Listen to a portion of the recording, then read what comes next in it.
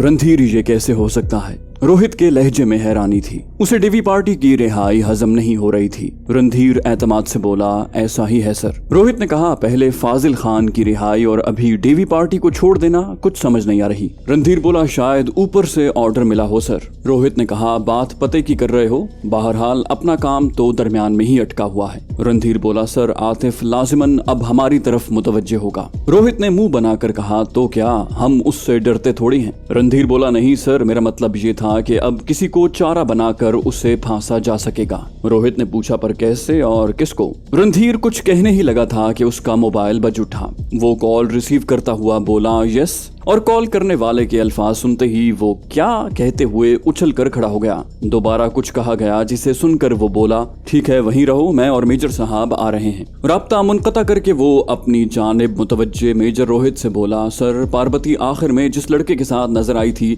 वो अभी अभी ब्लू मून होटल में देखा गया है। एक बुर्का पोश औरत भी उसके हमरा है, शायद वो पार्वती ही हो। वो शंकर को नजर आए हैं। मेरा ख्याल है हमें वहीं चलना चाहिए। मगर रोहित उसकी बात पूरी होने से पहले अपनी जगह छोड़कर दरवाजे की जानिब चल पड़ा था। पार्वती का मिल जाना उसके लिए किसी खजाने से कम नहीं था।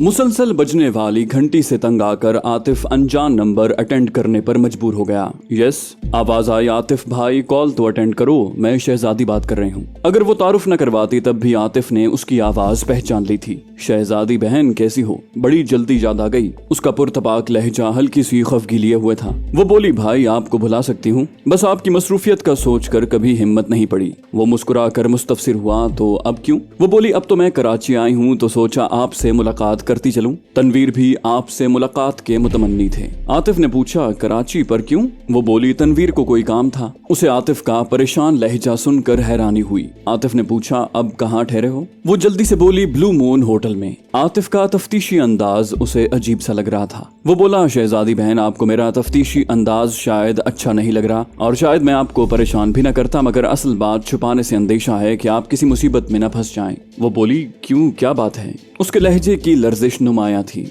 आतिफ बोला, अरे आप तो डर गईं। इतना डरने की जरूरत नहीं, बस ये एहतियात बरतनी है कि कहीं भी आते जाते नकाब का इस्तेमाल जरूर करना। वो बोली, वो तो मैं यूं भी करती हूँ, लेकिन ये एहतियात किस लिए? आतिफ ने पूछा, मेजर रोहित के नाम से वाकिफ हो? वो बोली, मेजर रोहित, हाँ अच्छी तरह जानती हूँ। आतिफ ने कहा, वो बदबख्त तुम्हारी तलाश में पाकिस्तान पहुंचा हुआ है और उसके गुर्गे तुम्हें कुत्तों की तरह खोज रहे हैं। इसीलिए बेहतरी इसी में है कि जितनी जल्दी मुमकिन हो सके काम करके वापसी का कसद करो। शहजादी बोली, भाई वो तो बहुत खतरनाक बंदा है और रॉ का खासुल खास मोहरा है। अपने जिम्मे का काम अधूरा छोड़ने का वो कायल ही नहीं है। मैं तनवीर से मशवरा करती हूँ, हमें आज ही लौट जाना चाहिए। आतिफ ने कहा, खैर इतना भी खौफजदा होने की जरूरत नहीं है, तेरा भाई अभी जिंदा है। बस यूं करो कि अपने शौहर के साथ मेरे ठिकाने पर आ जाओ। वो कता कलामी करते हुए किसी और से मुखातिब हुई, भाई एक मिनट, कौन है? और फिर जवाबी बात सुनकर वो दोबारा बोली, मगर हमने तो रूम सर्विस को कोई ऑर्डर नहीं दिया। शहजादी की बात सुनते ही आतिफ जल्दी से बोला, शहजादी बहन दरवाजा मत खोलना, होटल मेरे ऑफिस के करीब है, मैं उधर ही आ रहा हूँ, अपना कमरा नंबर बताओ। वो बोली, 3rd floor, room number 25।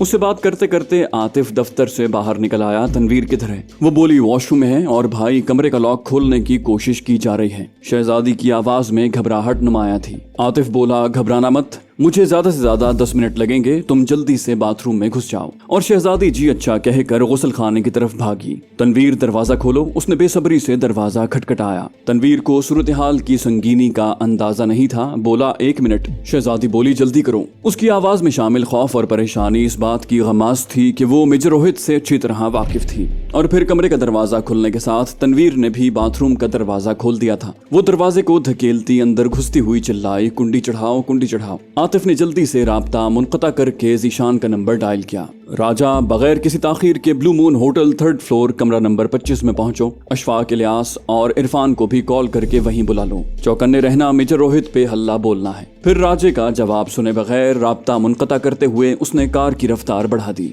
10 minute बाद वो ब्लू मून पहुंच गया था। कार पार्किंग में खड़ी करके वो तेजी से बाहर निकला और फिर भागता हुआ होटल के हॉल में दाखिल हो गया। दाएं बाएं मौजूद लोगों ने उसे हैरानी से देखा, मगर उसे कोई परवाह नहीं थी। खुशकिस्मती से उसे लिफ्ट खाली मिल गई थी। 3rd फ्लोर पर पहुंचते ही उसने लिफ्ट से निकलकर सामने मौजूद कमरे का नंबर पढ़ा। 19 नंबर कमरा और फिर उसके बाद 20 नंबर कमरा देखते ही वो उस सम्त को दौड़ा। 25 नंबर कमरे का दरवाजा उसे खुला मिला। दरवाजा धकेलते हुए वो बेसब्री से अंदर दाखिल हुआ। अंदर दाखिल होने से पहले उसने जेब से पिस्टल निकाल लिया था। बाथरूम के दरवाजे पर खड़े आदमी ने उसे देखते ही उसकी जानिब पिस्तौल सीधा करना चाहा, लेकिन इससे पहले आतिफ ट्रिगर दबा चुका था। साइलेंसर लगे पिस्टल से सिर्फ ठक की आवाज आई और उसके सर में रोशनदान खुल गया। बाथरूम के अंदर शहजादी के चीखने की आवाज आई और फिर मेजर रोहित शहजादी के गले में बाहें डाले और सर पर पिस्टल ताने बाहर निकला। उसके हमरा दूसरा शख्स भी था जिसने तनवीर को गिरफ्त में लिया हुआ था। वो यकीनन लम्हा भर पहले ही बाथरूम की कुंडी तोड़कर अंदर दाखिल हुए थे। ओहो मिस्टर आतिफ,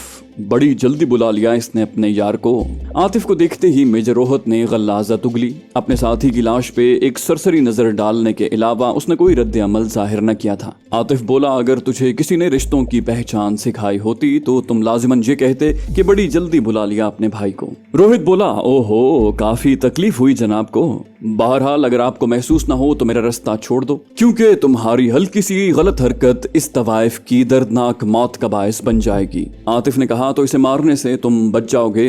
इस कमरे को चारों जानिब से मेरे आदमियों ने घेरा हुआ है। मेजर रोहित ने बेपरवाही से कंधे उचकाए, ऐसा ही होगा, लेकिन बाजी बहरहाल मेरे हाथ में है। आतिफ बोला, भूल है तुम्हारी, अलबत्ता इतना मैं कर सकता हूँ कि तुम शहजादी को छोड़ दो तो तुम्हारे साथ कुछ रियायत बरत सकूं। मेजर रोहित ने बुलंदोबांग कहकहा लगाया, बोला, मेरा ख्याल है तुम्हें इस बुलबुल की जिंदगी अजीज नहीं है। शायद तुमने जो कुछ इससे लेना था वो हासिल कर लिया है। आतिफ बोला, नहीं, बहुत अजीज है बहन, समझता हूँ, लेकिन अफसोस इस बात का है कि अगर इसकी जगह मेरी माँ जाई भी होती तो उसकी जिंदगी के बदले मैं किसी मुल्क दुश्मन को न जाने देता, क्योंकि सबसे पहले मेरा वतन है। रोहित बोला, मिस्टर आतिफ, अगर ये बात है तो फिर दोनों मरेंगे। मेजर रोहित को जिंदा गिरफ्तार करना एक ऐसा ख्वाब है जिसकी ताबीर मुमकिन नहीं। सूरत हाल काफी उलझ गई थी। फरीकैन ने एक दूसरे पर पिस्टल ताने हुए थे। आतिफ ने रणधीर को नजरअंदाज करके अपनी तवज्जो मेजर रोहित पर मरकूज रखी थी। शहजादी की आंखों में वाज़े तौर पर खौफ की परछाइयां लर्जा थीं। वो मेजर रोहित से अच्छी तरह वाकिफ थी। आतिफ की आमद से भी उसके खौफजदा दिल को ढारस न मिल सकी। उनके दरमियान छाई लम्हाती खामोशी को आतिफ के मोबाइल की घंटी ने तोड़ा। मेजर रोहित से नजरें हटाए बगैर उसने मोबाइल निकाल कर कॉल रिसीव की। यस, उसके जवाब में उसे राजा जीशान की आवाज आई। सर, हम कमरा नंबर 25 के करीब पहुंच गए हैं, अंदर आ जाओ कहकर उसने राब्ता मुनक़ता कर दिया। अगले लम्हे दरवाजा खोलकर वो चारों अंदर दाखिल हुए। कमरे की सूरत हाल किसी वजाहत की मोहताज नहीं थी। चारों ने अपनी जेबों से हथियार निकालकर हाथों में थाम लिए थे। रोहित बोला, मिस्टर आतिफ, इन आदमियों के बलबूते पर तुम मेजर रोहित पर काबू नहीं पा सकते। आतिफ ने कहा, मेजर साहब, गिरफ्तारी देने में तुम्हारी बेहतरी है। शहजादी को नुकसान पहुंचाकर तुम अपने अंजाम को बद से बदतरीन कर दोगे। मेजर रोहित इधर शिकार करने आया था मगर खुद शिकार हो गया था। आतिफ के चेहरे पे छाए तासुरात देखकर उसे यकीन हो गया था कि वो ज्यादा से ज्यादा पार्वती को कत्ल ही कर सकता था, उसके बाद उसे खुद भी मरना पड़ता। उसका शातिर दिमाग बचाव की तजावीज सोचने में सरगर्दा था। उसे जरा भी शक होता कि पार्वती उसके लिए फंदा साबित होगी तो वो कभी भी वहां ना आता। दिल ही दिल में एक फैसला करते हुए वो बोला, मिस्टर आतिफ, तुम जानते हो इस वक्त हम दोनों मौत की दहलीज पर खड़े हैं। अगर मेरी जान को खतरा है तो महफूज तुम भी नहीं हो। क्यों ना हथियारों को साइड पे करके कोई फैसला करें। आतिफ का लहजा इस्तेहज़ाई था। बोला, मसलन? वो बोला, हम दोनों खाली हाथ मुकाबला कर लेते हैं। अगर तुम जीत गए तो मुझे गिरफ्तार कर लेना, दूसरी सूरत में मुझे जाने की इजाजत होगी और पार्वती यानी तुम्हारी शहजादी भी मेरे साथ जाएगी। आतिफ के जवाब देने से पहले शहजादी चिल्लाई, आतिफ भाई, ये गलती मत करना। मगर आतिफ उसकी बात पे तवज्जो दिए बगैर बोला, ठीक है, मगर तुम्हारे जीतने की सूरत में तुम अकेले ही जा सकोगे, शहजादी नहीं जाएगी। वो बोला, मेरा साथी तो जाएगा ना। एक लम्हे सोचकर आतिफ नफी में सर हिलाते हुए बोला, उसके लिए इसे भी मुकाबला करना पड़ेगा। रोहित ने कहा, ठीक है, पहले मैं और तुम, हथियार किसी के पास नहीं होगा। आतिफ ने उस बात में सर हिलाते हुए कहा, ठीक है। रोहित बोला, पहले आपके चारों साथी और रणधीर अपने अपने पिस्टल बाथरूम में फेंकेंगे, उसके बाद अपना पिस्टल तेरे साथी के हवाले करूंगा और तुम्हारा पिस्टल रणधीर लेकर इन दोनों पिस्तौलों को भी बाथरूम में फेंक देगा। फिर जैसे ही बाथरूम की कुंडी लग जाएगी मैं पार्वती को छोड़ दूंगा और हम दोनों मैदान मैदान में आ जाएंगे। आतिफ ने बाथरूम के दरवाजे की तरफ देखा। दोनों अंदरूनी कुंडी तोड़कर बाथरूम में घुसे थे। बैरूनी कुंडी और दरवाजा सलामत थे। ठीक है कहकर वो राजा जीशान से बोला, अपने अपने हथियार बाथरूम में फेंक दो। इन चारों के अलावा रणधीर ने भी अपना पिस्टल बाथरूम की तरफ उछाल दिया था। दरवाजा बंद करके रणधीर आतिफ की तरफ बढ़ा, जबकि अशफाक रोहित की तरफ बढ़ने लगा। दोनों ने एक साथ आतिफ और रोहित से पिस्टल लिए और बाथरूम में फेंक कर बाहर से कुंडी चढ़ा दी। बाथरूम का दरवाजा बंद होते ही रोहित ने शहजादी को छोड़ दिया और वो भागकर तनवीर के करीब पहुंच गई। उसके साथ ही उसने अपने दुपट्टे को चेहरे के गिर्द लपेट लिया था। रोहित पुरएतमाद लहजे से बोला, तो मिस्टर आतिफ शुरू करें? आतिफ ने निहायत इत्मीनान भरे अंदाज में कहा, नहीं, और जेब में हाथ डाला जो खौफनाक शक्ल के बराटा को लिए बाहर निकला। फिलहाल तो तुम हाथ उठाने का कष्ट करो, ये उछल कूद बाद में होती रहेगी। आतिफ के हाथ में पिस्टल देखते ही उसके चेहरे के तासुरात मस्ख हो गए। बोला, थू है तुम्हारी मर्दानगी पर। एक साइड पे नफरत से थूकते हुए उसने अपने हाथ सर से बुलंद कर लिए। आतिफ उसकी बात पे कोई तबसरा किए बगैर अपने साथियों से बोला, इन्हें गिरफ्तार कर लो। थोड़ी देर बाद वो गाड़ियों में बैठे गेस्ट हाउस का रुख कर रहे थे। शहजादी और तनवीर भी उनके हमरा थे। कहो, अब मैं इस काबिल हूँ कि तुम्हारी बात समझ सकूं? आखिरी निवाला निगलते हुए किरण इत्मीनान से बोली। हिना ने कहा, सारी बात रात को बता तो दी थी। वो बोली, अंकल से दोबारा बात हुई? हिना ने इनकार में सर हिलाया। वो बोली, जहाँ तक मेरा अंदाजा है अंकल तेरी शादी करना चाहते हैं। हिना गड़बड़ा गई। तुमने फोन पर भी ये कहा था, पर किससे? मेरा मतलब है कैसे? वो बोली, जहाँ तक किससे का ताल्लुक है तो इतना कंफर्म है कि तेरा दुल्हा कम से कम शाजी नहीं है। बाकी रहा सवाल कैसे का, तो वो भी निहायत आसान है। एक मौलवी और 2 गवाह बुलाकर निकाह का खुतबा पढ़ा जाएगा, फिर लड़की लड़के से इजाबो कबूल करवा के दुआए खैर, अल्लाह अल्लाह खैर सल्ला। हिना खफगी भरे लहजे में बोली, अगर तेरी आमद का मकसद इसी तरह की बकवास थी तो तुम जा सकती हो। वो बोली, गुड़िया रानी, मैं सूरत हाल का तज्जिया कर रही हूँ। अगर तुम झूठी तसल्ली चाहती हो तो सौ बिस्मिल्लाह। हिना बोली, मैंने शादी नहीं करनी। वो बोली, तो ना करो, मैं तुम्हारा इंदिया लेने नहीं आई। उसका इत्मीनान बरकरार था। हिना बोली, तुम्हारे अंदाज से लग रहा है तुम्हें मेरी कोई फिक्र नहीं। वो बोली, बात फिक्र की नहीं मेरी जान, मेरे बस में है क्या? जो कुछ करना है अंकल ने करना है। हिना बोली, जैसे तज्जिए तुम पेश कर रही हो उन्होंने तो ऐसी कोई बात नहीं की। वो बोली, अच्छा वो बात की बात है। फिलहाल तुम ऐसा करो कि अपने नाम नेहाद भैया से बात करो। हिना ने कहा, ए किरण की बच्ची, तमीज से नाम लो भैया का। वो बोली, भैया। बहरहाल उसे फोन करो। हिना बोली, क्या बात करूं, मुझे जरूरत नहीं हो रही उससे कुछ पूछने की।